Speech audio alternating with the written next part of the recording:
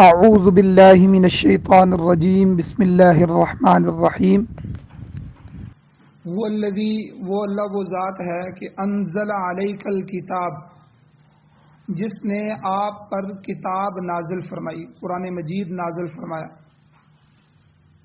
منہ، اس قرآن مجید میں آیات محکمات، بہت سی آیتیں محکم آیتیں ہیں۔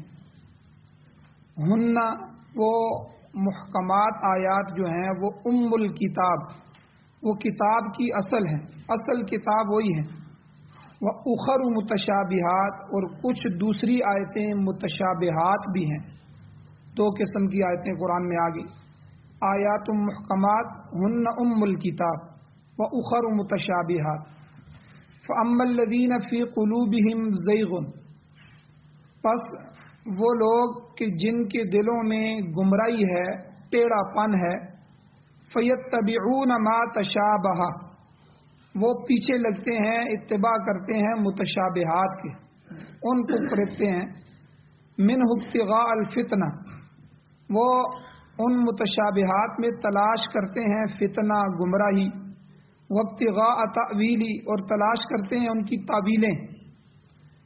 اللہ کہتے ہیں وَمَا يَعْلَمُ تَأْوِيلَهُ إِلَّا اللَّهُ، ان کی تعویلیں اللہ کے سوا کوئی نہیں جانتا۔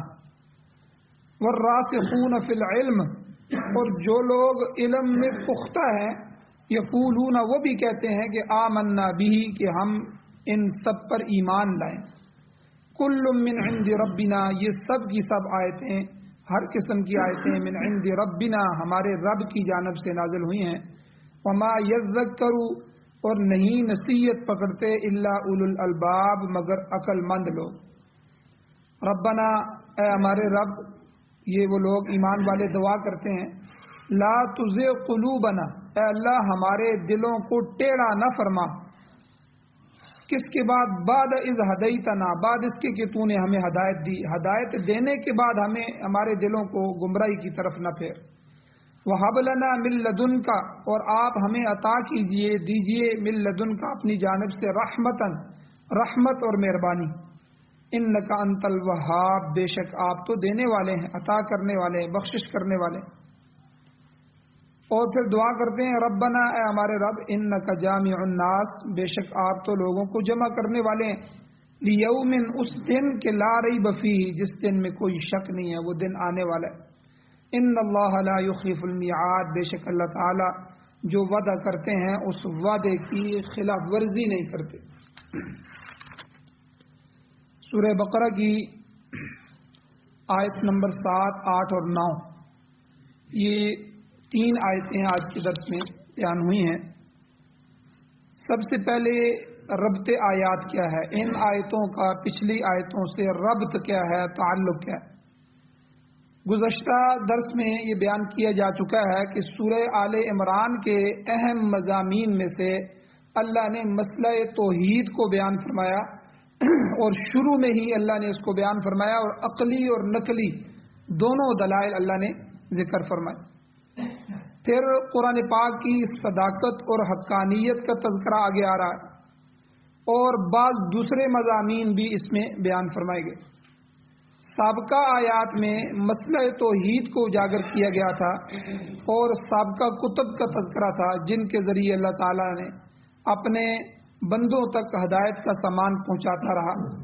ان ہدایت کا انکار جو کرنے والے لوگ تھے، ان کو سخت سزا کی وعید بھی اللہ نے سنائی، اور لوگوں کو یاد دلایا گیا کہ اللہ تعالیٰ سے کوئی چیز مخفی نہیں ہے، وہ ہر انسان کی ہر حرکت سے واقف ہے، بلکہ ماں کے رحم میں انسان کی شکل اور صورت بنانے والی وہ ذات وہی ذات ہے، پھر اس سے انسان کی کون سی حرکت پوشیدہ ہو سکتی۔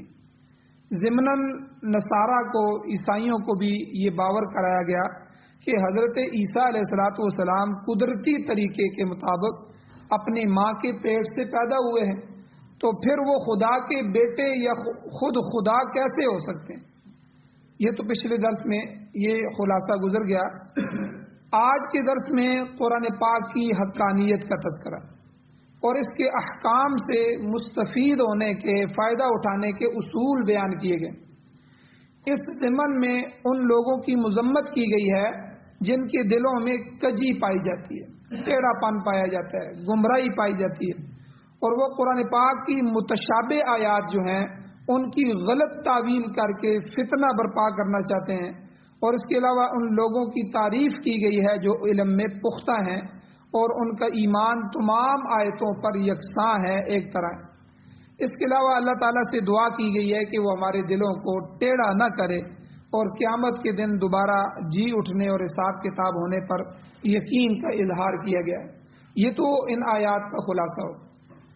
اب اللہ جل شانہ فرماتے ہیں هو الذی، وہ اللہ وہ ذات ہے، انزل علیک الکتاب، کہ جس نے آپ پر کتاب نازل فرمائی۔ کتاب سے مراد یہاں قرآن پاک ہے، جو حضور علیہ الصلوۃ والسلام کی ذات اقدس پر آخری کتاب کے طور پر نازل ہوا۔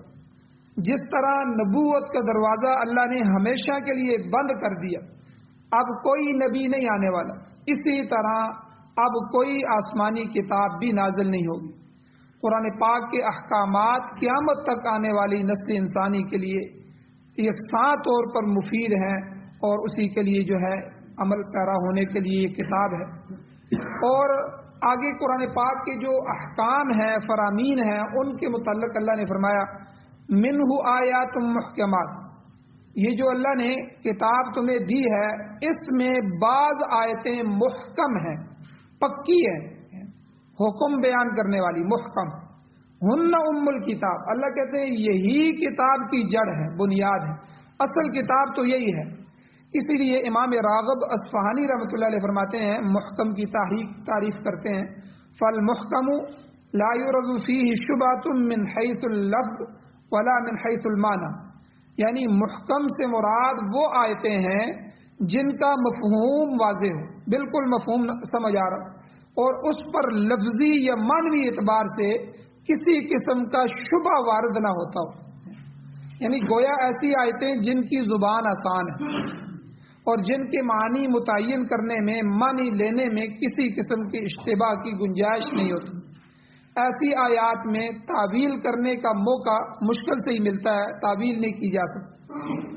تفسیر ابن ابی حاتم میں حضرت عبداللہ ابن عباس رضی اللہ تعالیٰ عنہ کی روایت منقول ہے کہ قرآن پاک میں جو آیتیں عمل کے لیے نازل ہوئی ہیں، بہت سی آیتیں اللہ نے یا ایھا الذین آمنوا، اے ایمان والو یہ عمل کرو، یہ عمل کرو، یہ فلاں کرو، فلاں کرو۔ تو حضرت عبداللہ ابن عباس فرماتے ہیں کہ قرآن پاک میں جو آیتیں عمل کے لیے نازل ہوئی ہیں وہ محکم ہیں، اور جن سے عمل متعلق نہیں ہے بلکہ محض ان پر ایمان لانا مقصود ہے تو وہ متشابہات میں سے، جیسے حروف مقطعات ہیں۔ حروف مقطعات کی کیوں قریت کرتے ہو؟ جب آپ کو معنی نہیں بتایا گیا تو بس ٹھیک ہے، الف لام میم کاف ہا یا عین صاد، اللہ اور اس کے رسول ہی بہتر جانتے ہیں اس کا معنی کیا ہے، بس آگے گزر جاؤ۔ اسی طرح حروف مقطعات کے علاوہ قیامت ہے، قیامت کا منظر اللہ نے جہاں بھی بیان فرمایا ہے اس کو تمہاری عقلیں نہیں سمجھ سکتی، تو اس پر قریدنے کی کیا ضرورت ہے؟ پتہ نہیں کیسی ہوگی، ایسی ہوگی، یہ ہوگا، وہ ہوگا، بس جتنا علم قیامت کا دے دیا گیا اس کو یاد رکھا جائے اور اس پر ایمان لایا جائے۔ اسی طرح دجال وغیرہ کے متعلق جو آیات ہیں، اب دجال جو ہے یہ قرب قیامت کے قریب آئے گا، اس کے بارے میں بہت سی احادیث موجود ہیں جو بتا دیا گیا کہ اللہ اس کو بہت ساری طاقتیں دیں گے اور اس وقت امتحان ہوگا ایمان کا، تو اس لیے جو کچھ بتایا گیا اس پر ایمان لائے، بس اس سے زیادہ آگے قرید نہ کی جائے کہ وہ کیسے ہوگا، اس کے پاس یہ سب کچھ کیسے آئے گا، ٹھیک ہے۔ تو اس لیے یہ جتنی بھی آیتیں ہیں یہ متشابہات میں سے ہیں، اس لیے اللہ نے فرمایا وہ اخر متشابہات، ایک تو آیات منہ آیات محکمات، یہ تو پکی آیتیں آ گئی عمل والی، اور اسی طرح وہ آیتیں جن کے لفظی یا معنی اعتبار سے کسی قسم کا شبہ نہ ہوتا ہو، ان کا لفظ بھی واضح ہو، ان کا معنی بھی واضح ہو۔ دوسری جو ہے متشابہات ہیں، مفردات امام راغب اصفہانی رحمۃ اللہ علیہ متشابہ کی تعریف کرتے ہیں، وہ کہتے ہیں المتشابہ ما اشکل تفسیرہ اما من حیث اللفظ والمعنی، یعنی ایسی آیت جس کا معنی اور تفسیر کسی لفظی یا معنوی پیچیدگی کی وجہ سے مشکل ہو جائے، اس کا لفظ ایسا ہو یا اس کا معنی ایسا ہو کہ وہ مشکل ہو جائے اور اس میں تعویل کی گنجائش رہتی ہو، تعویل کرنی پڑتی ہو۔ ظاہر ہے کہ قرآن پاک نے آئندہ زمانے کے متعلق بعض ایسی پیشن گوئیاں کی ہیں جو متشابہات میں سے آتی ہیں، مثلا برزخ ہے، ٹھیک ہے، جب آدمی فوت ہو جاتا ہے، فوت ہونے کے بعد قرب قیامت میں اٹھنے تک یہ جو بیچ کا زمانہ ہے یہ برزخ کا زمانہ کہلاتا ہے۔ تو اس لیے برزخ کے متعلق زیادہ قریدنے کی ضرورت نہیں ہے، جتنا بتا دیا گیا اس جہان کے متعلق اتنا کافی ہے، اس سے زیادہ جو ہے اس کی قرید نہ کی جائے۔ اور اسی طرح قیامت ہے، قیامت جس طرح آئے گی، اور اس طرح جنت ہے، جنت کی نعمتیں ایسی ایسی نعمتیں ہوں گی کہ انسان جو ہے، حضور نے ایک جملے میں اس کو ختم فرما دیا۔ حضور نے فرمایا آج تک ان نعمتوں کو دنیا کی کسی آنکھ نے دیکھا نہیں اور کسی کان نے ان نعمتوں کی کارگزاری سنی نہیں اور کسی دل میں ان کا کھٹکا بھی نہیں گزرا، خیال بھی نہیں گزرا، ایسی نعمتیں ہوں گی۔ اب جو ہے اللہ نے بتا دیا، بس اتنا کافی ہے ہمارے لیے۔ اسی طرح دوزخ کے عذابات کے متعلق گدھے جتنے بڑے بڑے بچھو ہوں گے اور آگ ہوگی، خون اور پیپ ہوگی اور یہ ہوگا، جتنے بھی عذابات بتائے گئے۔ اسی طرح فرشتے ہیں، فرشتوں کے متعلق قرآن مجید میں بے شمار احکام اللہ نے دیے، وہ اللہ کی مخلوق ہے۔ اسی طرح جنات ہیں وغیرہ وغیرہ، ایسی تفصیلات جو بیان فرمائی گئی ہیں جنہیں اس وقت انسان نہ دیکھ سکتا ہے نہ محسوس کر سکتا ہے، ایسی چیزوں کی ٹھیک ٹھیک کیفیت معلوم کرنے کے لیے انسان لاکھ کوشش کرے مگر اس کی حقیقت کو نہیں پا سکتا۔ ایسے امور میں انسان کے لیے حکم یہ ہے کہ وہ صرف ان کو مانے، کیونکہ جتنی زیادہ کوشش کرے گا وہ حقیقت سے قریب ہونے کے بجائے دور ہوتا جائے گا۔ لہذا اس قسم کی باتوں سے متعلقہ جو آیات ہیں یہ متشابہات میں داخل ہیں، اور انسان کے لیے اتنا ہی کام ہے کہ صرف وہ ان پر ایمان لائے۔ اس لیے اللہ نے فرمایا اب دو قسم کی آیتیں بتا دی، یا تو آیتیں محکم ہوں گی، صاف ہوں گی، ان کا مطلب واضح ہوگا، یا آیتیں جو ہیں ایسی ہوں گی جو متشابہات ہوں گی اور ان کا مطلب واضح نہیں ہوگا، ہم اس کو دیکھ نہیں سکتے، ان چیزوں کو محسوس نہیں کر سکتے، ان کے بارے میں سوچ نہیں سکتے، یہ متشابہات ہوں گی۔ اب ان دونوں قسم کی آیتوں کے متعلق دو قسم کے لوگ اللہ نے آگے بیان فرمائے، یا تو سیدھے دل والے، صاف ستھرے ایمان والے، یا ٹیڑھے دل والے، منافق ہوں، کافر ہوں، مشرک ہوں، تو یہ ٹیڑھے دل والے۔ اللہ نے فرمایا فَأَمَّا الَّذِينَ فِي قُلُوبِهِمْ زَيْغٌ، بس جن لوگوں کے دلوں میں ٹیڑھا پن ہے، ان کے دل ٹیڑھے ہیں، وہ کیا کرتے ہیں فَيَتَّبِعُونَ مَا تَشَابَهَ، وہ متشابہات کے پیچھے لگ جاتے ہیں، چونکہ ان کے دلوں میں حسد ہے، بغض ہے، عناد ہے، بے ایمانی رچی بسی ہوئی ہے، اس لیے وہ محکم یعنی واضح آیات کو چھوڑ کر متشابہ آیتوں کی تعویلیں کرنے لگتے ہیں، اور سادہ لوگ مسلمانوں کے سامنے ایسے معنی ان کے بیان کرتے ہیں جو محکم آیات کے مفہوم کے منافی ہوتے ہیں۔ حالانکہ چاہیے تو یہ تھا کہ متشابہات کی تعویل کرتے وقت محکم آیات کی پیروی کی جاتی، مگر ایسے لوگ الٹا چلنا چاہتے ہیں اور لوگوں کے دلوں میں شکوک و شبہات پیدا کرنے کی کوشش کرتے ہیں، اور اس سے ان کا ایک مقصد ہوتا ہے۔ اللہ نے وہ بیان فرمایا، اللہ کہتے ہیں منہ ابتغاء الفتنہ، اس سے وہ فتنہ یعنی گمراہی تلاش کرتے ہیں، وابتغاء تأویلی، اور متشابہات کے ذریعے ایسی الٹی سیدھی تعویلیں تلاش کرتے ہیں جن کے ذریعے مخلوق خدا کو گمراہ کر سکیں، اور غلط تعویلیں۔ ان آیت کے سیاق و سباق کے مطابق ان کا ہدف چونکہ یہود و نصارہ ہیں جنہوں نے اللہ تعالیٰ کی متشابہ آیت کی جو ہیں آیات ہیں ان کی غلط تعویل کر کے لوگوں کو اصل دین سے دور کر دیا، حتیٰ کہ محکم آیات کو بھی متشابہ جو آیات تھیں متشابہات کے تابع کر کے انہوں نے اپنے دین کا حلیہ بگاڑ دیا۔ آپ دیکھیں حضور علیہ الصلوۃ والسلام کے بارے میں تورات کے اندر واضح لکھا ہوا تھا، انجیل کے اندر واضح لکھا ہوا تھا، عیسائیوں اور یہودیوں کی جو کتاب، لیکن اول تو انہوں نے آیات کو چھپایا، اپنی ان چیزوں کو چھپایا، اور جب ان کو پتہ چل گیا کہ قوم اب جو ہے وہ پڑھے گی اور ہم سے اگر پوچھے گی، تو انہوں نے حضور کی صفات کو ہی بدل دیا۔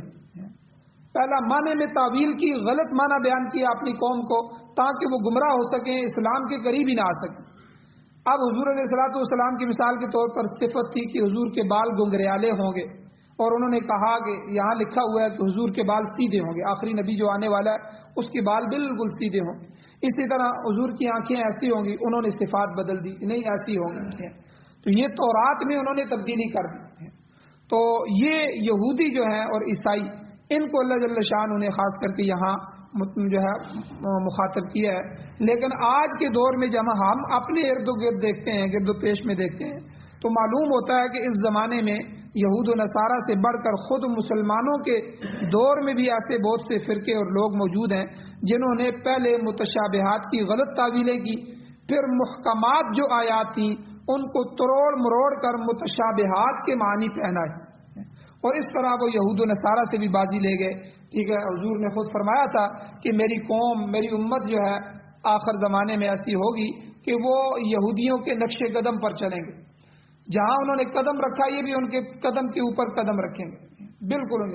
آج اگر آپ دیکھیں قادیانی جو ہیں، رافضی جو ہیں، پرویزی جو ہیں، اور سر سید جیسے لوگ جنہوں نے دوزخ اور جنت اور برزخ اور حساب کتاب، حتیٰ کہ حضور صلی اللہ علیہ وسلم کی زندگی کے سب سے بڑے معجزات میں سے جو معجزہ ہے معراج، اس تک کو غلط معنی پھیلائے اور لوگوں کو گمراہ کرنا چاہے.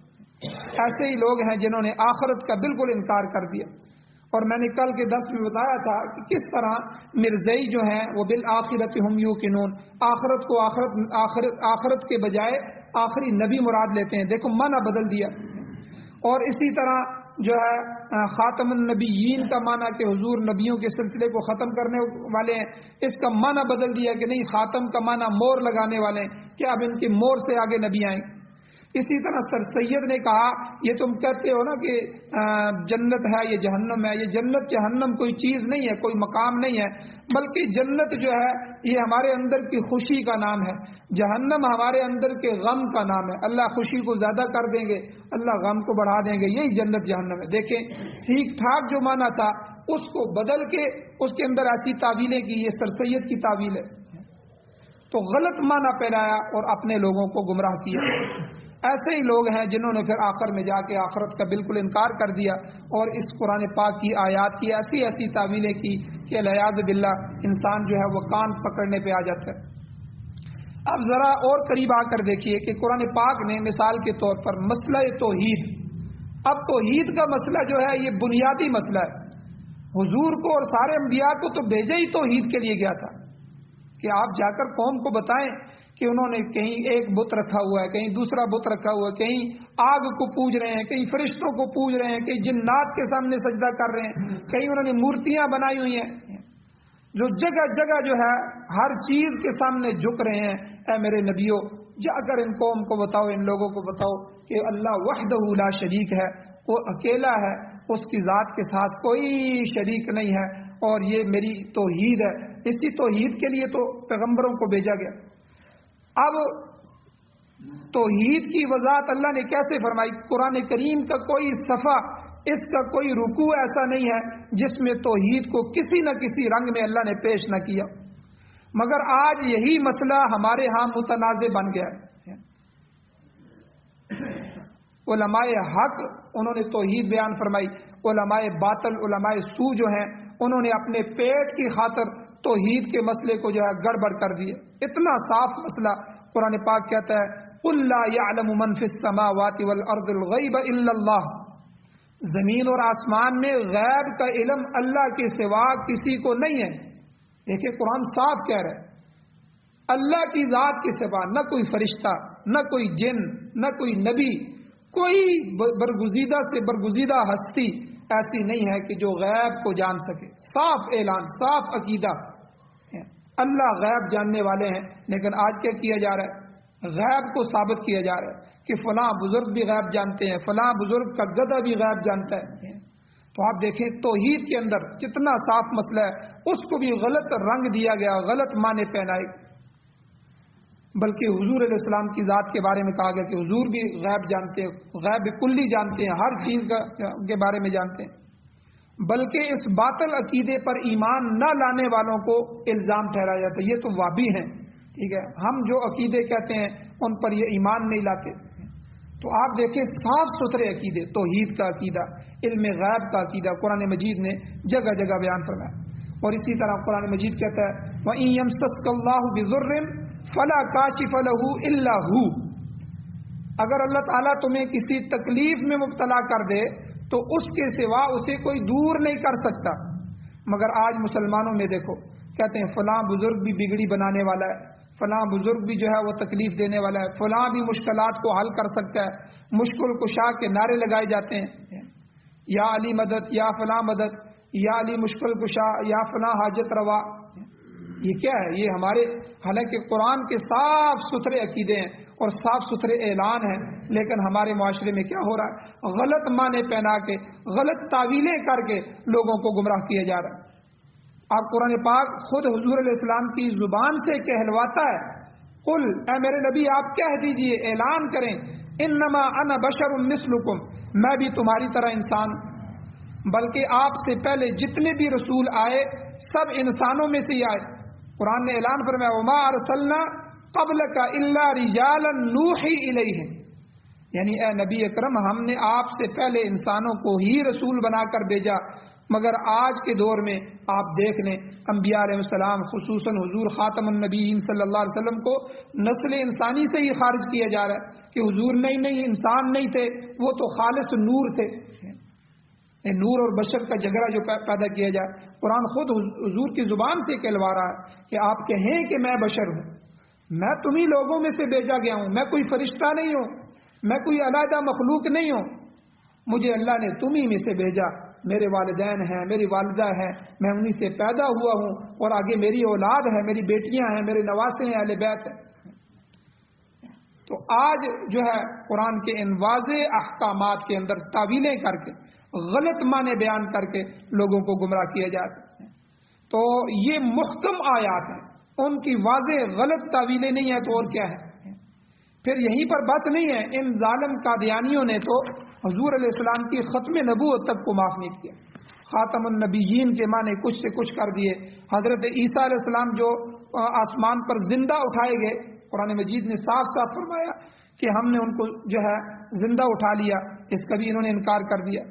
آخر یہ سب کچھ کہاں سے ہو رہا ہے؟ قرآن پاک کی آیات کا سہارا ہی تو لیا جا رہا ہے، اور ایسے لوگوں کے متعلق اللہ تعالیٰ کا ارشاد اس آیت میں بیان ہو رہا ہے کہ جن کے دلوں میں کجی ہے، اما الذین فی قلوبہم زیغ فیتبعون ما تشابہ، وہ متشابہات کے پیچھے لگے رہتے ہیں، اس سے گمراہی پھیلاتے ہیں، غلط تعویلیں تلاش کرتے رہتے ہیں۔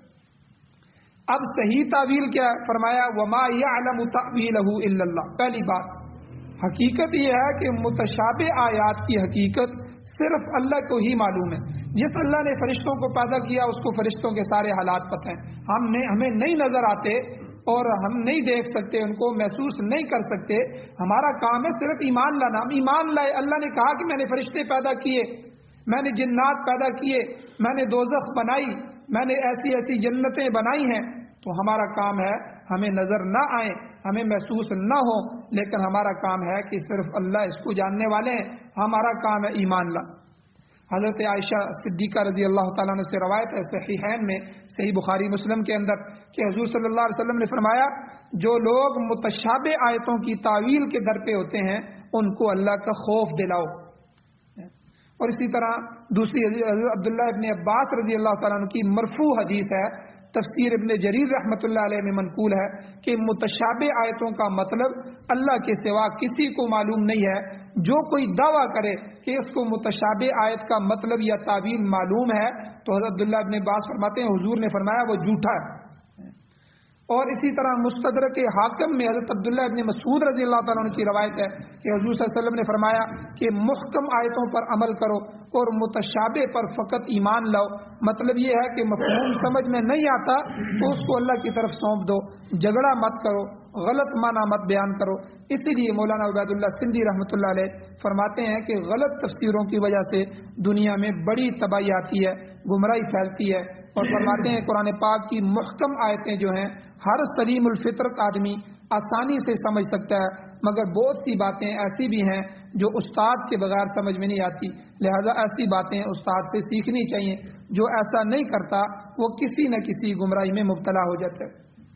تو انشاءاللہ اس کے بارے میں تھوڑی سی تفصیل ہے، اللہ جل شانہ سے دعا اللہ ہمیں عمل کی توفیق عطا فرمائے، انشاءاللہ کل کے درس میں بیان کی جائے گی۔ آمین۔ الحمدللہ رب العالمین، والعاقبۃ للمتقین۔ والصلاة والسلام على رسوله النبي الأمي الكريم اللهم ربنا آتنا في الدنيا حسنة وفي الآخرة حسنة وقنا عذاب النار.